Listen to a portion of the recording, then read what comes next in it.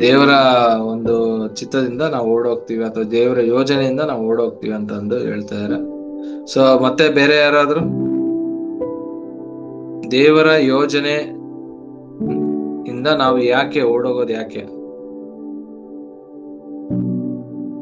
ಯಾರಿಗಿಲ್ಲ ಅಭಿಪ್ರಾಯ? Brother, first ದೇವ್ರ ನಾಮ ಸ್ತೋತ್ರವಾಗ್ಲಿ. ಆತ್ಮಿಕವಾದಂತ ಜೀವಿತ ನಮ್ಮಲ್ಲಿ ಸರಿಯಾಗಿ ದೇವರ ಚಿತ್ತಾನುಸಾರವಾಗಿ ಇಲ್ಲದಿದ್ರೆ, ಆತ್ಮವನ್ನು ನಾವು ಬಲಪಡಿಸದೆ ಶಾರೀರಿಕವಾಗಿ ಬಲ ಹೊಂದಿ ಶಾರೀರಿಕವಾದದ್ದನ್ನು ಪ್ರೀತಿಸಿ ಶಾರೀರಿಕವಾದಂತ ಕ್ರಿಯೆಗಳಲ್ಲಿ ನಾವು ತೊಡಗಿಕೊಳ್ಳೋದ್ರಿಂದ ಆತ್ಮಿಕವಾದಂತ ಕ್ರಿಯೆಗಳು ನಮಗೆ ಅರ್ಥ ಆಗದೇ ಇರೋದ್ರಿಂದ ದೇವರ ಯೋಜನೆಗಳಿಂದ ನಾವು ದೂರ ಹೋಗ್ತೀವಿ. ಯಾಕಂದ್ರೆ ಆತ್ಮಿಕವಾಗಿ ನಾವು ಆತ್ಮನ ರೀತಿಯಲ್ಲಿ ಅಭಿವೃದ್ಧಿ ಹೊಂದಿದ್ರೆ ದೇವರ ಯೋಜನೆಗಳೆಲ್ಲ ನಮ್ಗೆ ಅರ್ಥ ಆಗ್ತವೆ.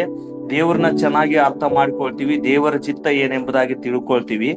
ನಾವು ಶರೀರವನ್ನು ಪ್ರೀತಿ ಮಾಡ್ತಿರೋದ್ರಿಂದ ದೇವರ ಯೋಜನೆಗಳಿಂದ ನಾವು ದೂರ ಓಡೋಗ್ಲಿಕ್ಕೆ ಒಂದು ದಾರಿ ಎಂಬುದಾಗಿ ನಾನು ನೆನೆಸ್ತಾ ಇದ್ದೀನಿ.